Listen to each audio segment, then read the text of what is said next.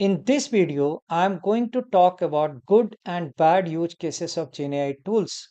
So I'm going to talk about those use cases where GenAI works quite well and those use cases where you should go for other specialized system. This can actually help you from failure. There are many people who complain that 95% of the GenAI based project fails, but it is happening because the wrong tool is getting applied in a situation. So let's understand which are the situation where you should go for GenAI based tools. Let me, before explaining that, let me explain you what is happening in current situation. In current situation, this is one of the truth where every company wants to portray themselves as a AI company so that they can talk in forum and other places. All CEO wants to say that they know they are applying AI. But what do they want from AI? They don't know. And that's where things go horribly wrong. The second situation of the industry can be understood by this particular situation where one guy, probably leadership role, is talking about vibe coding going to replace the job of everybody. Whereas he himself has never done any coding that he can understand what vibe coding can do and where coding can go wrong. Now, let me explain you the third situation, which is also a truth of the current industry. In the childhood, you would have read a story of emperor's new cloth or the naked emperor, something like that, naked king. And this is all about where two fraudsters come and they say that they have made a cloth which can only be seen by intelligent people. Now, just to portray that everybody is intelligent, one person started saying, yeah, yeah, what a nice cloth. And then the other person followed, and the third said, what a glitter and everything. Whereas the king was actually naked. And a child came and he told the truth, and then everybody got to know. The same thing is happening in the industry. Everybody is trying to portray that they understand everything very, very well. And if you look at, there are many people who are taking actually many input from here and there and putting it in the LinkedIn and other places. And that's where things go horribly wrong. So let me try to help you with some example that where you could think of applying what kind of tool. So let's understand the situation. The content generation where you actually give a document and you want GenAI to do a summary, it actually does a good job. Secondly, like expansion, you write probably one stanza and give it to GenAI and you say that you put it in better format or expand it further. It actually can do a good job. Third is all about social media posts. You can do actually good job here. You put something and you say that please make it better for LinkedIn. It actually can make it more polished, more professional.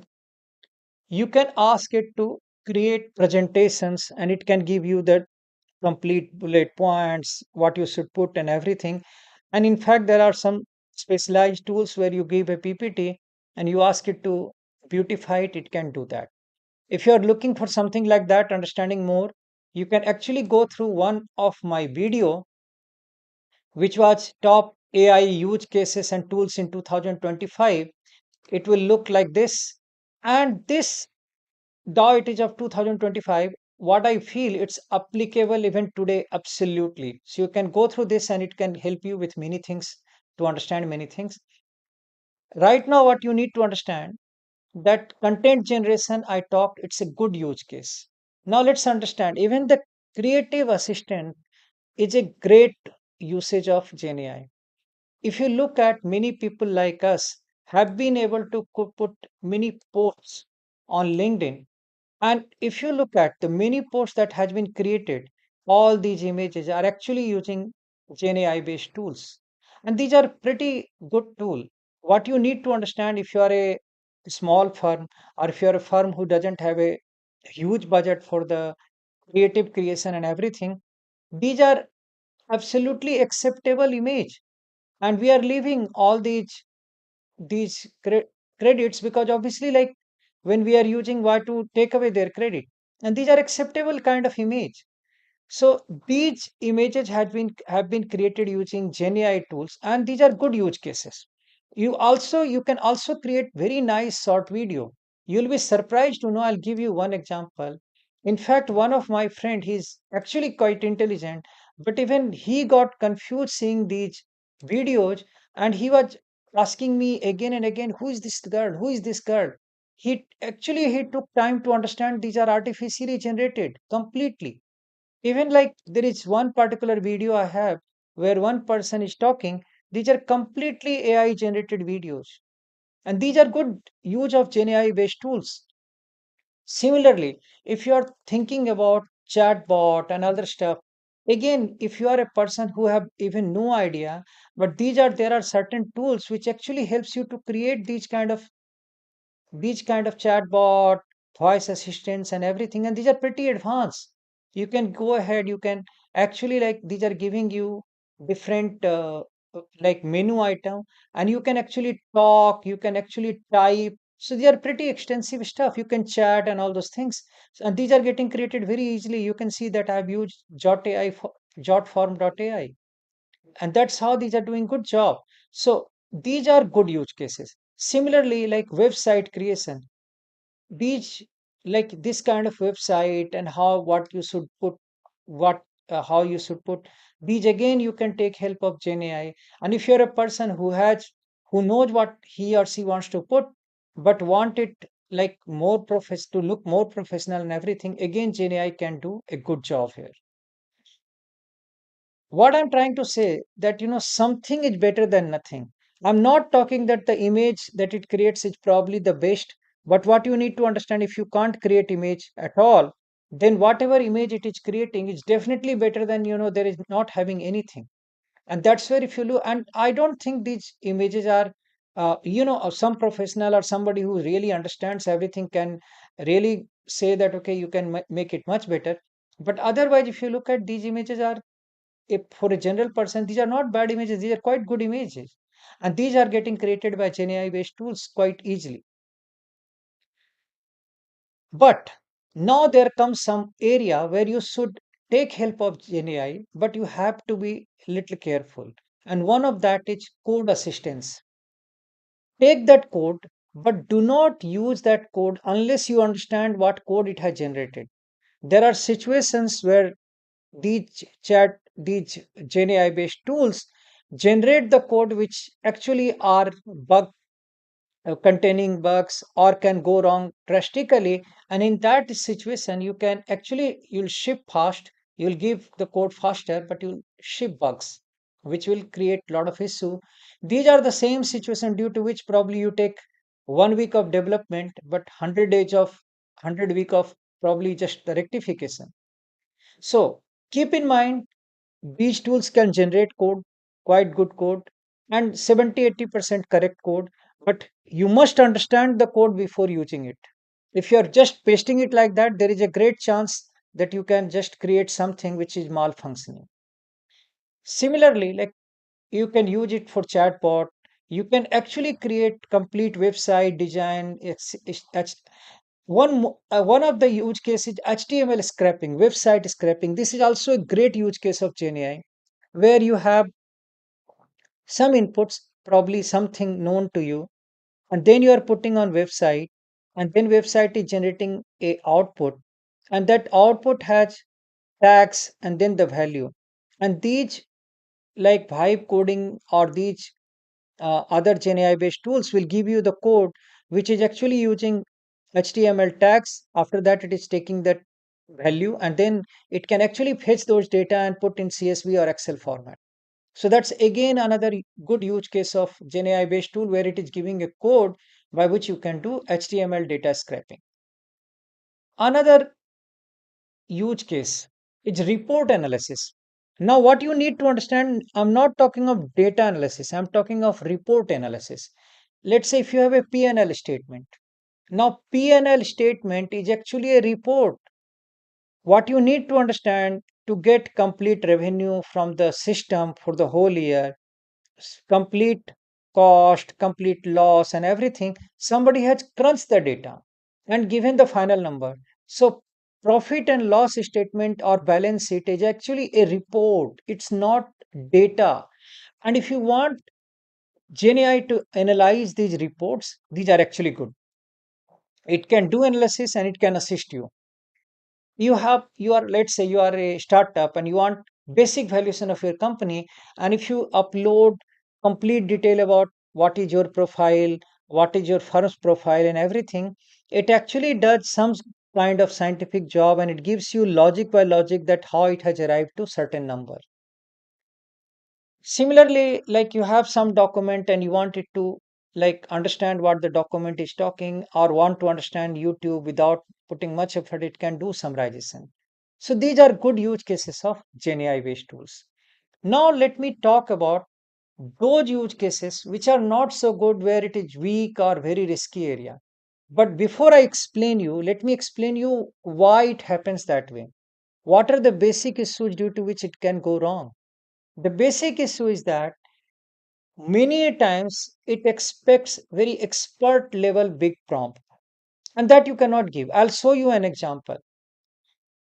It actually, some with the same prompt also, it is not necessarily that will give you the same output.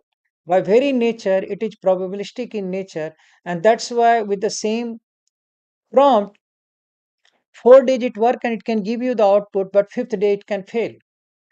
The worst part is that the same prompt with which it was working, all of a sudden it can start talking that as if this prompt is from for a different question altogether, and abruptly starts interpreting something else. Or it can even say that I don't understand this particular prompt, for which it has answered 4 times. And these are the things due to which it makes quite unreliable in certain situations. In certain situations, the GenAI tool also do a lot of wild behavior. Wild behavior means you are asking about, let's say, distribution based on age, and it is giving you distribution based on many other things, but not on age. So response may deviate from the intended instruction. Let me show you an example. And these are the reason what you need to understand. GenAI is a conversational intelligence, but analytics usually requires structured intelligence, that okay, what you should do at every stage, not probabilistic in nature, but rather complete with based on science it should proceed. And these are the area due to which you are better off with other tools. Now let me show you machine learning model building, why GenAI based tool struggles, where this is where area where it struggles. So I'll show you with one example. One of my friend, he actually is like has gone through this cloud AI, and he has done some analysis. What you need to understand, this is a 20-minute video, and there is another video of 16 minutes where he has produced this Excel data analysis using cloud, and he has written a pretty big prompt, the entire prompt, and then cloud has worked for 3 hours and given you the some output. So essentially the point is that it requires very big, very clear prompt, and most often than not you don't know that much prompt. That's where you need this kind of tool, where actually if you look at whatever input it is giving you, where you are check where you are saying take or not, these are actually prompt only, but not the text prompt. You are just doing selection. Secondly, these tools are actually, if you look at, are not necessarily doing great amount of job. Look at here what it is giving you. These are like top high 15 subscription interaction based combos, and it is giving you what 65.8 edge based. Whereas on this same data, if you put on like a system which are like based on like clear cut mathematics, what you will see that it actually can do a better job.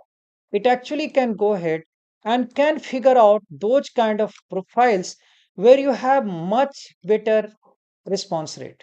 And I'll show you by an example. Look at here. In this case, you have got 65.8 as the best response rate. And look at what you are getting.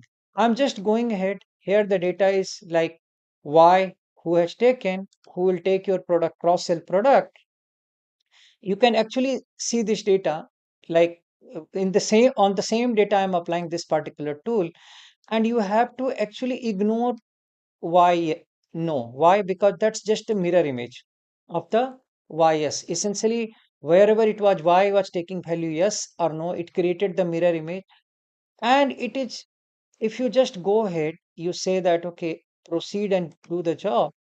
It is going ahead and developing the entire solution, and you can see very clearly that the kind of power, that is kind of separation that it is able to generate between good and bad is far more than what you are getting in.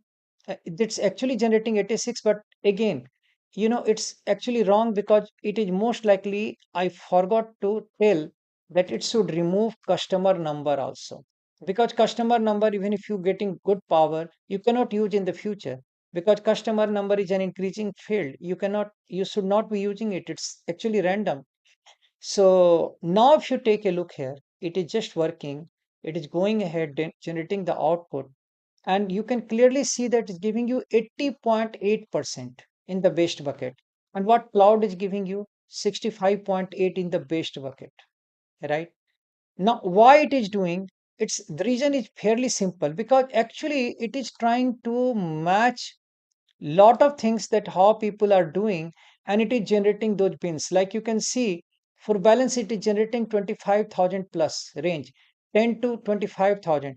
But in reality, if you go and see the distribution of balance, what you will realize that there is actually no point making the distribution of balance on that basis because there is not enough data. There is almost nil amount of data that is here. Look at here. If you look at this tool, it is saying you that okay, look at where it's going 95 percentile. In fact, like if you look at, let me just zoom it and show it to you. So if you look at here, this is actually Q3 plus 1.5 IQR, and that is here 4,500. Here, if you look at, it's pretty big. If you go ahead and take a look how things are, it's actually like 1800 is here. Even if you go for 99%, it's like probably 13,000 or something like that. If you're look at here, there is almost nil data here. If this is confusing, which is quite possible that this can be confusing, look at the kind of distribution that the tool is generating on its own on this data. Just give me a second here.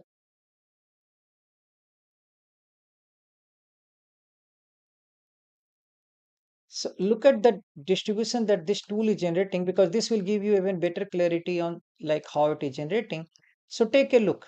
This is clearly saying you that 8,500, after that 17,000. Then look at here. The numbers are far lesser. There, if you can look at even the equal quantile waste, then also it is putting everything beyond 7,300 into one bucket. And what is happening here in this situation, in this tool, if you go and take a look at the distribution that it is doing for the balance, it is doing 10 to 25. And in 10 to 25, you hardly have data. There is hardly any data. You go here and take a look at 10 to 25, you'll see it's almost nothing is there. And then if you're creating that bin, obviously you are doing error modeling, and that's why you are not able to get the good job. Secondly, when you're doing the job, you cannot just go ahead with a solution which is just giving you the answer. And that's where this kind of tool, which is actually explaining you step by step what it is doing and giving you one click documentation. One click documentation means your one click and you can make PDF, or in one click you can do Control A, Control C, and Control V into Excel. These are the solutions which can help you from regulator. You can actually explain everything to regulator. So now let me come back and explain you again. If you're looking for model building, the GenAI based tool struggles because it expects unreasonable amount of clarity with prompt, which in the beginning it is very difficult to give you. You have to give iterative. In fact, the video where I have shown you, he actually took this cloud actually took 3 hours to do everything which I'm showing you here in 2 minutes. And why? Because it's not what you need to understand cloud, even though probably one of the best tool of the industry. but it's generic. You have to give it a lot of prompts so that it can do the job the way it is doing. Next, the, the, repro- the reproducibility or parameter consistency is a issue. With the same prompt also, there is no guarantee that you'll get the same output, and that actually puts you on spot. And auditability is the issue. It is not giving you every explanation that how it is happening, step by step detail. And what you need to understand, the machine learning is mostly an iterative experimentation. What I'm trying to say, that you are here and you feel that okay, you want to let's say you are looking to do something, let's say variable transformation. You want to do variable transformation, you click the button and it is giving you all lot of variable transformation. But again, it is giving you an option that it is saying that okay, which square you do not want to apply, or you do not want quantile uniform, and you can just remove and it gets removed. Or you can say this everything is fine, but don't do for this particular variable. So that variable got removed and now it is doing all the transformation on only these variables. So you need interactivity every time. And you cannot give everything in the beginning only as a prompt. You're not God. You're not knowing everything. When you are seeing, then you are recalling, and then you're trying to do all these things. You see cust number. There is no point doing custom anything on train transformation customer number. So you are seeing, you are removing, and then you are doing the job. So what you need to, and that's where I should say, any tool which is expecting you to give everything in the prompt is not a good approach. You need a tool which is actually guiding you at every stage, which is actually like very much like if you look at it is guiding you at every stage that okay, you should, when it is loading the data, it is telling you that okay, clean the data, rename the variable, clean the data. This is the quality of character variable. This is the quality of numeric variable. Then it's telling you to look at the missing value treatment and all this. There is no missing value here, that's why you're not seeing, but I'll show you on another data. You take another data and it will give you the prompt which is pertaining to missing value treatment. So obviously, like, you need a tool which is intelligent enough to tell you that okay, you know what you need to do in which situation, and then it is guiding you at every stage. So look at here, and I have put a new data, and on this data, it is going to, because this particular data has a missing value, it is going to give you the prompt and telling you that, okay, these are the data which has the missing value. And you decide you want to replace by zero or mean by median and all those options it is giving you. And that's where you need iterative approach, where it is showing you value and then you can take a call. And that's where I'll suggest that if you are looking for machine learning model building, then actually Extreme ML is better than probably GenAI based tool. GenAI based tool, what you need to understand, though it's a miracle, but it's not necessarily good for this kind of model building. And Extreme ML kind of tool will build model faster, will give you better result, and with guaranteed statistical rigor. Because what you need to understand, these are specialized tools designed only for model building kind of stuff. And obviously, it gives you default auditability, one click documentation, means you're getting documentation in one click, and it is quite a structured default workflow. And that's how it is helping you at every stage.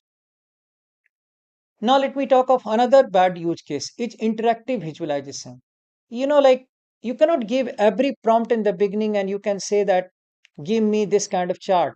What you need to understand, the visualization inherently is human exploration. And most often than not, you see certain data and then you realize that, okay, you want to do something else. And you cannot keep giving prompt like that.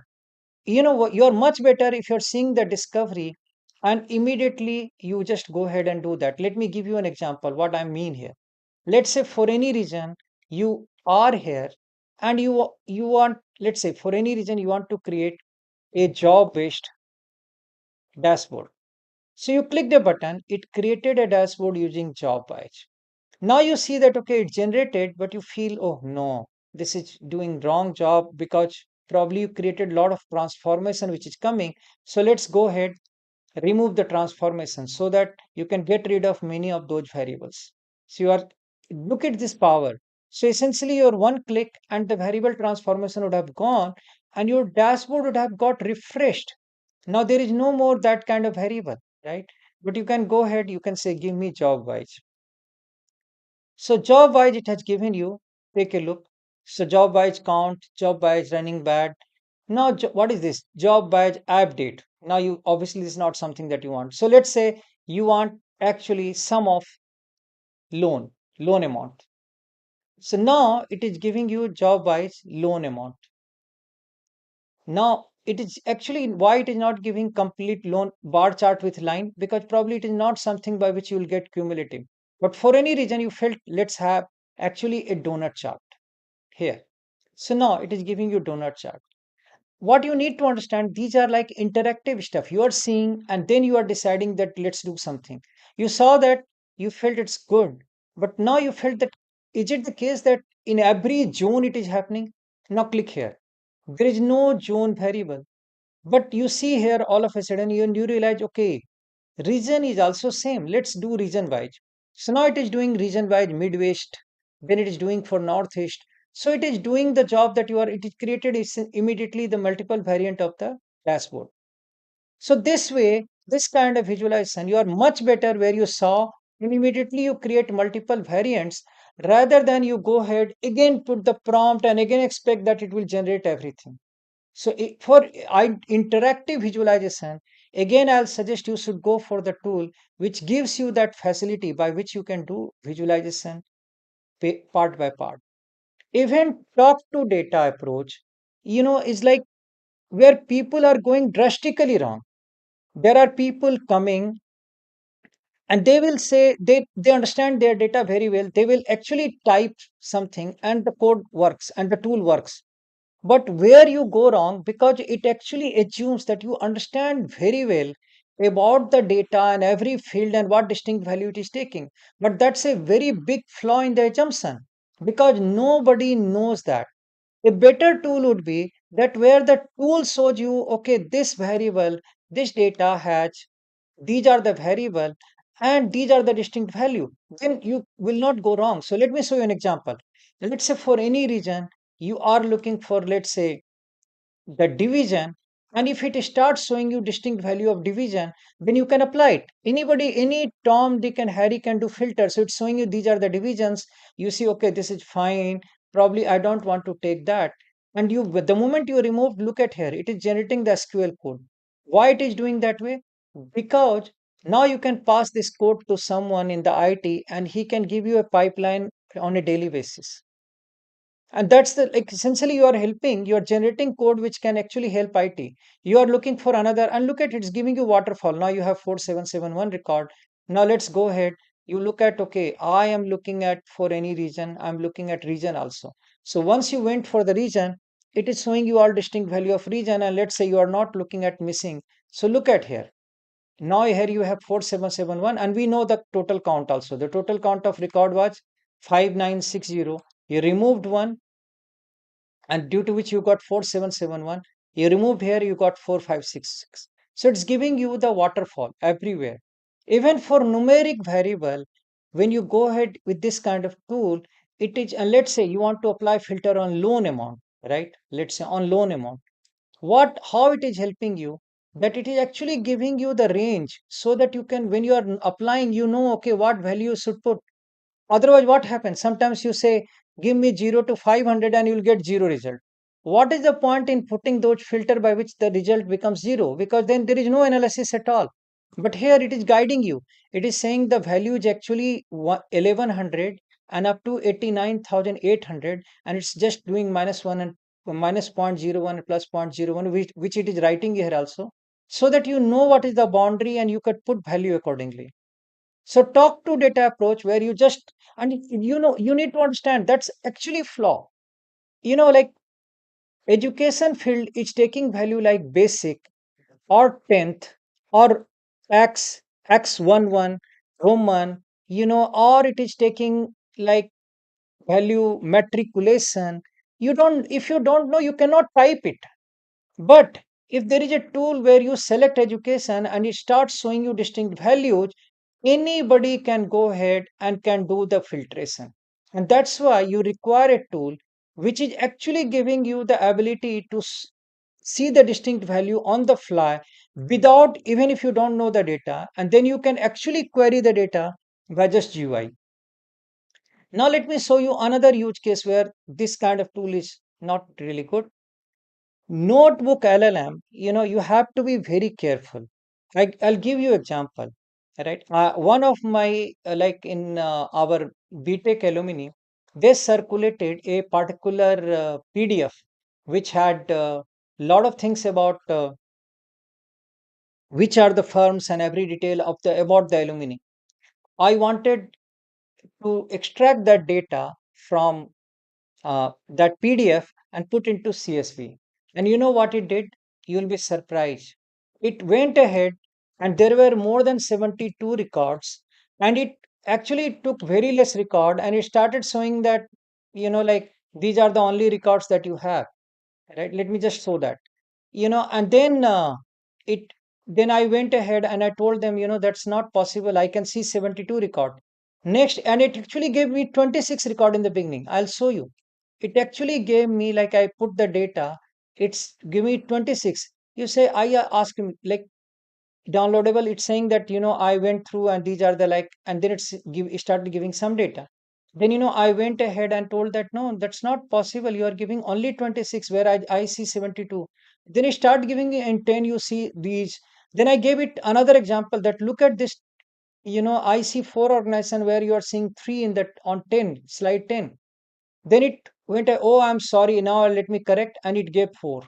After that, I went ahead, again I checked, and I said, you're not giving me the correct thing. And even VLOOKUP was not working very well. Then I realized that's doing something funny. Like wherever, it is automatically removing some name and trying to act funny or smart a bit, like this Prityos K Dwivedi, like it put K in lieu of Kumar. And then that's how it was not even matching. So if you look at why it is going wrong, because it actually can do very inconsistent extraction, and that's where result requires validation. I'll say you have to be very careful if you're using this tool. Somehow I don't find this tool very mature, so you have to be very careful using this tool. That's freely available, but again, it's this not the good use case of the tool. And again, I'll say you have to be very careful with those situations where you do not understand anything. So, like, let's say if you put Janam Kundli and you ask Janam Kundli like horoscope, which actually shows the situation of planets on at the time of your birth and place. And if you think that GenAI can do a good job, you can actually go horribly wrong. It actually can say like something today and just opposite tomorrow. And then you'll be absolutely confused. So there can be significant variance between different runs, and that's what these are not something that you should try using like GenAI for that. I hope you found it interesting. Thank you for watching.